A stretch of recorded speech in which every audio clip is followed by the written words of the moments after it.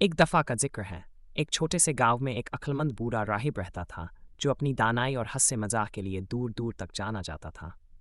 एक दिन एक नौजवान और बेहद शौकीन तालिबे इल्म जिसका नाम आयसे था उसके पास आया और कहा, मास्टर आश, मैं खुशी और कामयाबी का राज सीखना चाहता हूँ, कृपया मुझे सिखाए।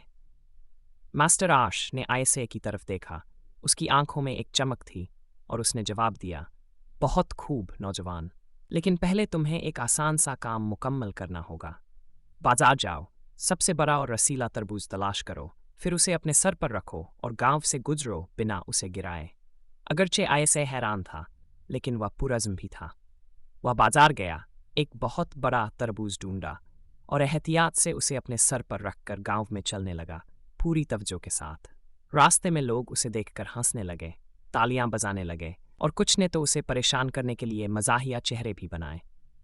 लेकिन आयसे ने हिम्मत न हारी और आखिरकार मास्टर आश की झोंपड़ी तक पहुंच गया और तरबूज सलामत था। तारीफ की उम्मीद में आयसे ने मास्टर आश की तरफ देखा, मगर दानिशमंद राहिब अचानक जोर से हंसने लगा। हंसी के आंसू पोंछते हुए मास्टर आश ने कहा, बहुत खूब नौजवान, तुम देखो, खुशी और कामयाबी का राज बहुत सादा है।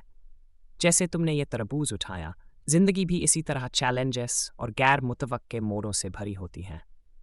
लेकिन अगर तुम इनका सामना हल्के दिल और हंस से मजाक के साथ करो तो तुम्हें सबसे मुश्किल लम्हों में भी खुशी मिलेगी।